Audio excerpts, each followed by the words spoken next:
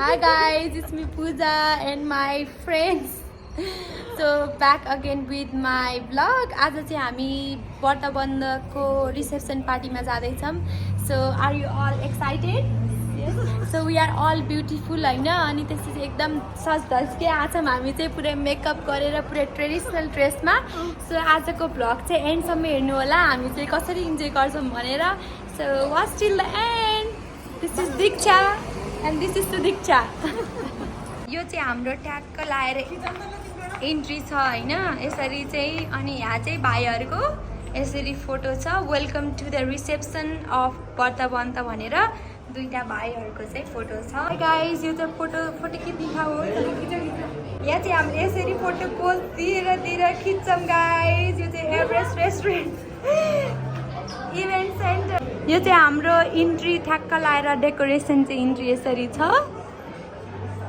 So she is looking gorgeous. अनि हाम्रो सबैजना गेस्टहरू चाहिँ यहाँबाट हुनुहुन्छ अनि हाम्रो खानेकुराहरू चाहिँ यसरी सुरु छ गाइस. है गाइस हामीसँग चाहिँ यहाँ चाउमिन अनि यो के भ्याइरहेछ पकोडा अनि यो पिनट सादेको चिकन चिल्ली अनि अरू नो यो के हो अनि त्यसपछि यो के हो पनि मलाई थाहा छैन तर जस्तो प्लेट लुक्स लाइक यस्तो छ. सानु are excited that's for me. Okay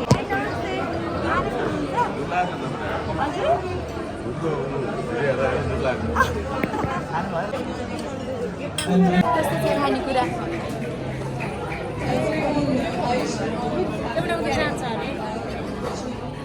so aunty र म चाहिँ खाएको भिडियो खिच्दै मजाले खानेकुराहरू एकदमै इन्जोय गरिरहेको थियौँ. यो चाहिँ के अरे फर्स्टको स्टार्टर मात्रै हो तर एकदमै धेरै भेराइटीहरू थियो अनि मलाई चाउमिन एकदमै कहिलेदेखि खान मन लागेको भएर मैले चाहिँ चाउमिन चाहिँ मैले टन्नै खाएँ. अरू खानेकुरा नि खाएँ अनि धेरै त्यो के भन्छ अरे स्टार्टर धेरै खाएँ नि त अनि त्यसपछि एकदम यस्तो टनाटन भयो कि पेट त पछि मेन्स खान साह्रै नै गाह्रो भयो त्यही भएर थोरै खाएँ मैले चाहिँ.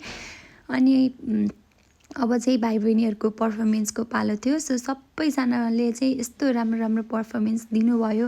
उहाँहरू यहीँ जन्मिनु भएको होइन अनि यहीँ जन्मेर पनि उहाँको मम्मी बाबाहरूले चाहिँ कस्तो राम्रो नेपाली सिकाउनु भएको रहेछ. नेपाली कल्चरहरू नेपाली गीतहरू नेपाली डान्सहरू भएन भनेर हिन्दी पनि के. सो एकदमै राम्रो लाग्यो मलाई चाहिँ अनि आई वाज सो इम्प्रेस्ड सबैजनाको त्यो अनि त्यो आफ्नो छोराछोरीसँगको रिलेसन अनि त्यो सबै आमाहरू छोराछोरी भएर त्यो हुन्छ नि पर्फर्मेन्स पनि गर्नुभएको थियो. अनि मलाई त त्यो कुराले कस्तो हुन्छ नि एकदम रमाइलो लाग्यो कि अहिले अब जे भए पनि विदेशमा यस्तो राम्रो गर्दै हुनुहुन्छ भनेर. अनि फाइनल्ली भाइहरूको चाहिँ खासमा व्रतबन्ध रिसेप्सन थियो तर बर्थडे पनि रहेछ भन्ने चाहिँ मलाई त्यहीँ गएपछि मात्र थाहा भएको.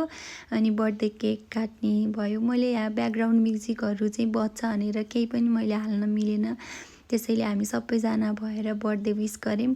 उहाँ चाहिँ अङ्कल अनि आन्टी अनिलको अङ्कल आन्टी पर्नुहुन्छ अनि त्यसपछि दुईटा भाइहरू अनि ऊ भाइहरूको नै बर्थडे र अनि व्रतबन्धको चाहिँ रिसेप्सन पार्टी थियो. अनि पालो रह्यो यहाँ चाहिँ पर्फर्मेन्सको अङ्कल आन्टीको है. सो भाइहरूको मम्मी बाबाको चाहिँ यो पर्फर्मेन्स थियो अनि दुईजनाले नै एकदमै राम्रो नाच्नुभएको थियो. अनि यस्तो सबैजनाले एकदमै धेरै हुटिङ गरेर सबैजना चाहिँ एकदम खुसी हुनुहुन्थ्यो. उहाँहरूको पर्फर्मेन्सले चाहिँ त्यो पार्टीलाई अझै हुन्छ नि एकदमै रमाइलो बनाएको थियो किन उहाँहरू सायद नाच्नु हुँदैन होला अरू बेलामा मैले त देखेको छैन होइन तर अब आज चाहिँ नाच्नु भएको भएर अनि सबजना यस्तो ध्यान दिएर हेरेर यस्तो इन्जोय गर्नुभएको थियो उहाँको पर्फर्मेन्स. सबजनाले वान्स मोर भनेर तर अब नाच्नु भएन पछि पनि होइन तर एकदम रमाइलो गरेर नाच्नुभयो अङ्कल आन्टीले. त्यसपछि रह्यो दिदीको डान्सको पालो. लुक एट दिस दिदी यस्तो राम्री लुक एट हर एनर्जी अनि त्यसपछि त्यो एकदम clean step same goes here. उहाँहरू पनि यस्तो राम्रो पर्फर्मेन्स गर्नुभएको. माई गड म त हुन्छ नि छक्क परेँ कि कस्तो राम्रो नाच्नुभएको कस्तो राम्रो एनर्जी त्यो एक्सप्रेसन. अनि लास्टै रमाइलो भयो त्यो पार्टीमा चाहिँ पर्फर्मेन्सहरू चाहिँ बब्बाल भयो.